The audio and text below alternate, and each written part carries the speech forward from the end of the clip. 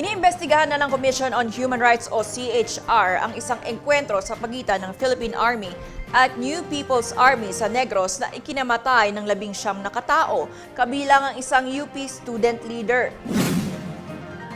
Ayon sa CHR, may mga hindi tugma sa pagkakakilanlan ng mga nasawi.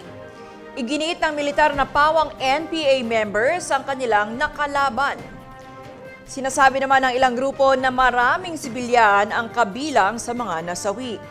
Naiulat na napatay sa bakbaka ng ilang aktivista, estudyante at community journalist na umano'y nasa lugar para sa community immersion. Kabilang dito ang UP University Student Council Counselor na si Alisa Alano.